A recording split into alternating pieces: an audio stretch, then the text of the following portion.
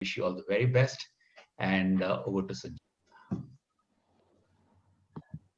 Thank you. Thank you. Good morning, everyone. Thank you, Prem. Thank you, Krish. And thank you, HRDN, and National HRDN for inviting me. And what I'm going to do now is share my thoughts on agility, resilience, and digital. There is so much that has altered in the last 1 year. A year of pandemic, social unrest in many parts of the world, economic setbacks, but also a lot of inspiring resolve on part of individuals, companies, governments to fight the virus, concerted efforts in terms of finding a cure through vaccines, and the beginning of economic resurgence, especially in countries like India. There is an altered perspective on the future of business, the world of work, the expectations from institutions, as well as the life in general. There are few things which, in my view, stand out. First is chaos and ambiguity will be a way of life.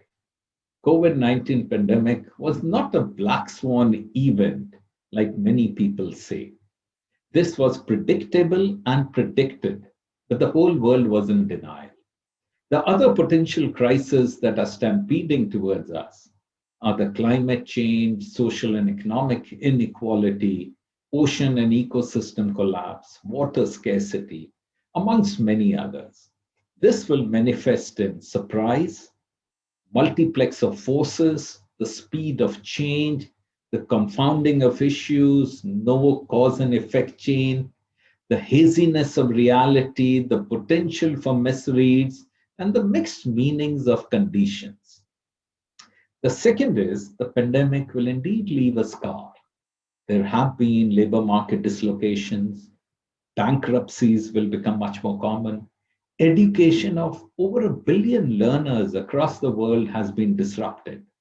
The bottom line is that the pandemic is likely to increase poverty and inequality and painfully expose the weakness in health systems, the precariousness of work, and the challenging prospects for the young of accessing opportunities they desperately need. The third is the world is changing fast. We are standing at the crux of a paradigm shift. The reality is that the pace of innovation will only get augmented with technology. From the vantage point where we are standing today, we can see the increase in computing power, the speed, the memory, the creation of artificial neural networks, all pointing towards the power of machines. Fourth is the pandemic will accelerate the change. Historic global crises like wars, revolutions, and pandemics, they put history on fast forward. Processes that normally take decades or longer to play out unfold in a couple of weeks.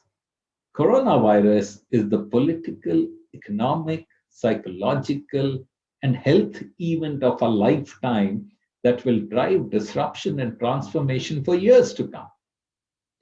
However, the world will survive.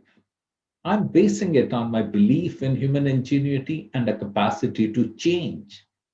I believe that when humankind decides to change, there's virtually no limit to how fast or how dramatically we can do so. Disruption is not new to mankind. Each industrial revolution caused disruption to the existing ecosystem. Some jobs disappeared, but new jobs appeared. Socioeconomic status changed, but overall, the impact on livelihoods and the well-being of humanity at large was mostly positive. It is in this context that the three words in the theme of this conference today hold a very important meaning: agility, resilience, and digital. These are also perhaps some of the most used words in the world of business and management today. Let me start by talking about agility. This is often used interchangeably with speed, but there is a subtle difference between speed and agility. Speed is about operating quickly in already established categories, products, or business verticals. Agility, on the other hand, is about pivoting with speed to adjacent or entirely new product domains.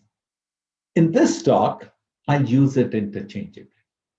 Speed is simply not an attribute of an organization that is tied to a clock time. Rather, it is a complex, performance-enhancing capability that requires a holistic approach to its development and execution. Organization speed depends on three interconnected capabilities. First is recognition speed. How quickly an external stimulus is recognized as an opportunity or a threat. The sooner that an organization can apprehend a disruption, the more likely it will be able to respond to it. Second is the decision speed. How quickly decisions are taken once a stimulus results in identifying an opportunity or a threat. And last but not the least is the execution speed. How are the resources, people, processes mobilized to support the action? The challenge for an organization is to have structures, processes, decision rights, and culture so that all aspects of speed work in sync. When they do, the companies are able to speed up multiple organizational activities in a simultaneous fashion. This is called entrainment. It is a phenomena in which two or more independent processes synchronize with each other. In the absence of entrainment, you may be having speed in one part of the organization but slow in others. So slippages occur and you lose the competitive edge. Second is resilience. What is resilience? Very simply put, it is the ability of an individual or an organization to bounce back from setbacks and failures. Invariably, a resilient organization is an adaptable organization. Ben Bernanke very famously said that the period of 80s to 90s was a period of great moderation. Global economies recorded steady growth. Socioeconomic indicators were generally positive. No major wars or disruptions were experienced. Organizations designed themselves based on this philosophy. It was about efficient designs aimed at maximizing productivity, zero lost time, and saving costs. The organizations became lean, mean machines, which delivered consistent, predictable outcomes. But any change in the variables, any disruption, and the system would fail to pivot. What is exactly what any crisis requires? An ability of an organization to pivot and adapt. We have realized that even with the best prediction models, we cannot predict our way to a no-risk world. This, therefore, means we must become far more adaptable. This crisis has shown adaptable teams retool in a matter of days. On the other hand, seemingly successful organizations with vast prediction capabilities paralyzed as the virus spread. In current times, for organizations to succeed, they will have to balance the design, a balance between being super efficient and being resilient. The skill will lie in the ability to identify which part of the organization you design for efficiency and which part do you build for redundancy so that it is resilient to shocks. The third, but very importantly, is digital. The cost of computing power is falling dramatically while it becomes available to everyone, moving from scarcity to abundance. In only 20 years, the miniaturization of sensors has resulted in an entire store's worth of electronics products fitting in our pockets. The guard at the entrance of my building carries a low-price smartphone with an internet connection, but has the same communication capabilities and access to platforms as I do. Every organization is calling out digital as a priority and are launching transformation programs. Digital transformation, though, is end-to-end business model redesign and it challenges the existing business models of today. Today's piped organization will be replaced by platforms and ecosystems that will not only disintermediate, but very importantly, create the value of network effect. Digital serves both as a force that disrupts the world, as well as the one that equips organizations to respond to disruptions. It allows for the balance that an organization requires to be efficient and to be resilient. It allows for the organization to be more agile. The challenge for organization is to be able to leverage digital as a tool to deliver the end outcomes for the organization and not just the adoption of digital for its own sake. Preparing an organization for digital transformation requires a holistic approach involving reimagining the business, beginning from what the scope of the business is and revisiting it in line with the evolving consumer needs. Digital is disrupting business models piece by piece, and each disruption reshapes a business, its employees, in the same way as COVID did to the world. I believe that a real competitive edge will come from creating an intelligent enterprise. Let's not confuse it by moving the business to cloud. Moving to cloud is simple and can easily be done by one of the big cloud providers. The cold reality is that intelligent enterprise is not built around off-the-shelf tools and techniques. The machine learning-based systems that can drive a car cannot beat Vishwanath Anand in chess. Similarly, the Watson computer that defeated Jeopardy King Ken Jennings cannot drive me in Mumbai traffic to my office. The AI systems that beat humans are dealing with a bounded problem, one that has a finite set of rules. Businesses, however, operate in the real world, face unbounded problems within a universe of infinite possibilities. So, having set the context, what are the implications from a human resource management perspective? First, let's talk about what is the kind of leadership traits you require in turbulent times. The first, I believe, is sense making. Sense making is a term which was coined by Carl Weick way back in the 70s and 80s. Is the ability to pull together disparate views of a situation to create a plausible understanding of the complexity around us, testing it, understanding it, refining it, and when necessary, abandoning it and starting over. In order to hone this ability in our leaders, organizations need to embed a strong sense of external orientation in them, encourage them to build a wide network, engage with multiple stakeholders, listen with humility, and see patterns in complexity and think across polarities, such as efficiency versus effectiveness, safety versus economy. The second is ability to operate both in placid waters as well as chaos. An integral element of leadership development has to be to ensure early in the careers of people, they're moved across roles, they're provided a wide, diverse set of experiences, including tough, challenging assignments like business turnarounds and restructuring. All this with the objective of building the ability of risk-taking, experimentation, grit and resilience, so that unexpected situations can be handled with as much ease as running a steady business during moderate times. The third, which even Prem Singh talked about, is compassion. 2020 has shown that it is urgent and necessary, not just desirable, to humanize leadership. The way we have been portraying, promoting, and practicing leadership for decades has been a cocktail of vision, passion, skills, oratory, makes leaders ill-prepared to recognize and alleviate human suffering, let alone address the systemic issues that cause and perpetuate it. The fourth one is collaboration. This assumes a whole new dimension. Some of the challenges that confront humanity today are too big for any of us to solve individually.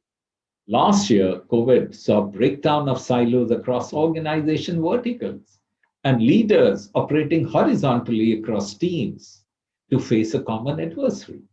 This level of trust and collaboration and exchange of ideas, openness to change, and working together across functional boundaries and beyond the boundaries of the organization are going to be increasingly an imperative.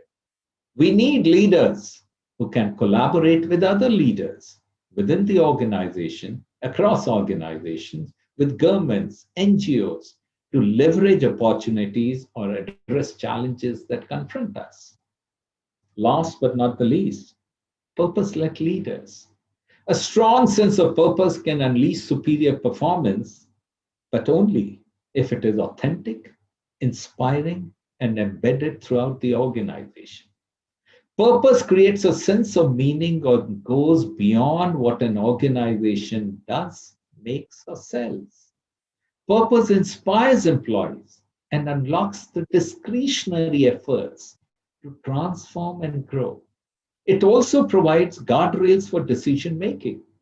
A strong purpose clearly communicates your story and drives the company to become the better version of itself. Ask, what do you aspire to be? What would the world lose if you were gone tomorrow? This is what organizations and individuals need to ask. The second challenge for us is, how do we create ambidextrous organizations? As I said earlier, the decades of 80s and 90s was all about driving efficiencies in the organization. However, a very lean, mean organization may not have adequate slack for disruption or growth. In fact, there are some economists who believe that an organization which is not very cash efficient, that is efficient in managing cash, may have better success in uncertain times, as they would have a greater ability to pivot and pivot fast. But of course, we cannot afford to throw away the proverbial baby with the bathwater. Therefore, first, we need to design the organization in a fashion that balances the need for efficiency with the need to pivot with speed. A dual fixed flex organization design can achieve this objective. Create agile teams that can move fast, pull in required skills on a need to basis, operate seamlessly towards a set of objectives, and disband once the same is delivered. Second, we need to create space within the organization. It would be imperative more than ever before to identify trapped capacities within the current organization design. I call it the hidden factories in every organization.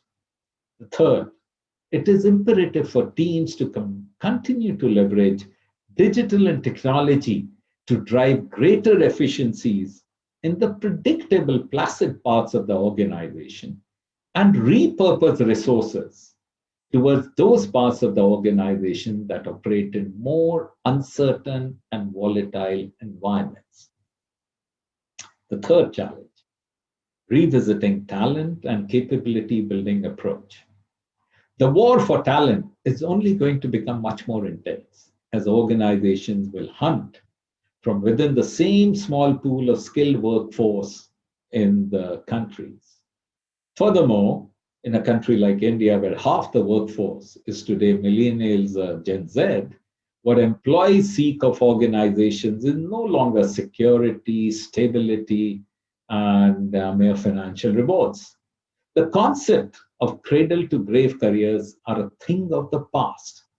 This generation craves newer experiences, prefers working on gigs and projects, and quick at adopting technology.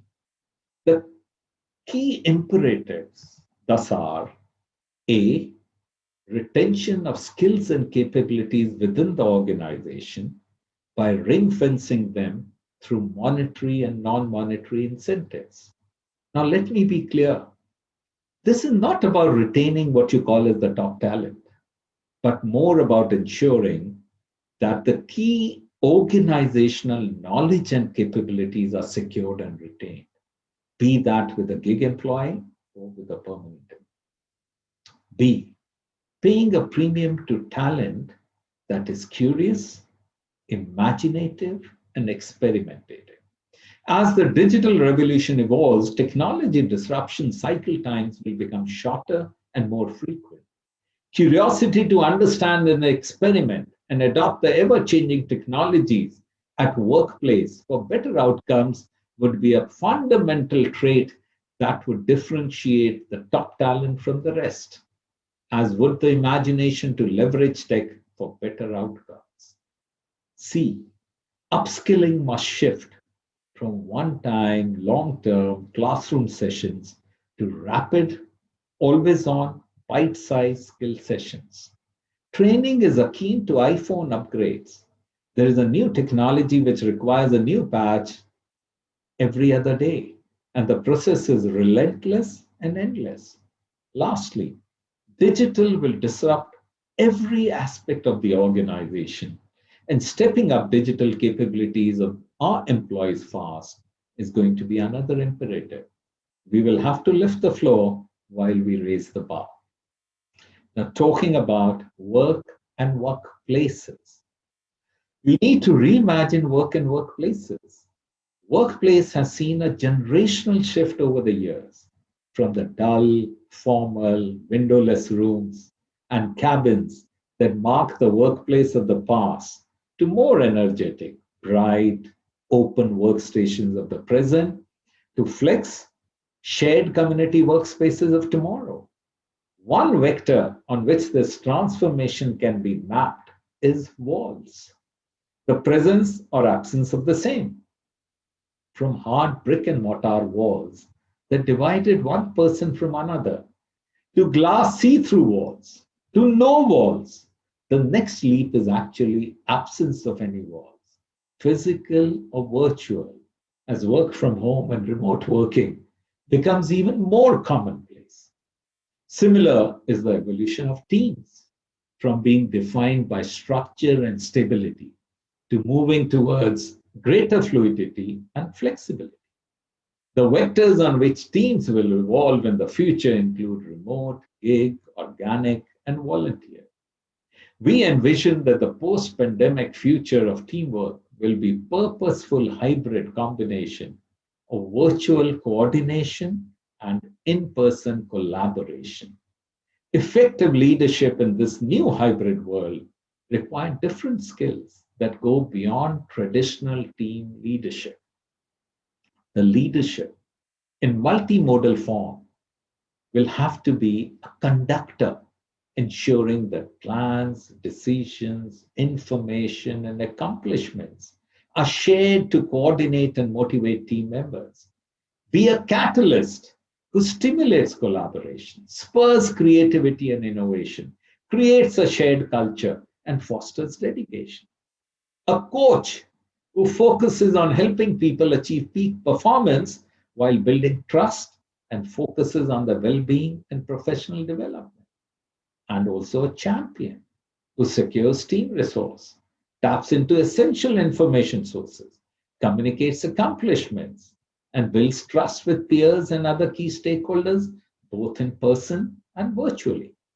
We need to reimagine the workplace of tomorrow from a design perspective, from the perspective of what role will it play in a hybrid work environment, and how do we design it to serve this purpose to the fullest.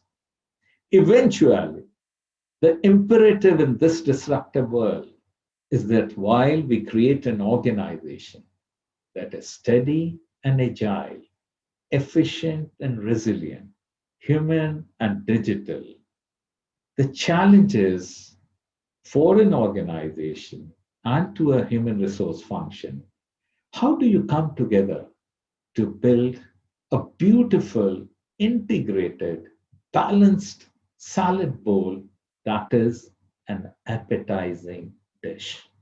Thank you so much for giving me an opportunity to share my thoughts. Thank you, Thank you, Mr. Sanjay. I think that was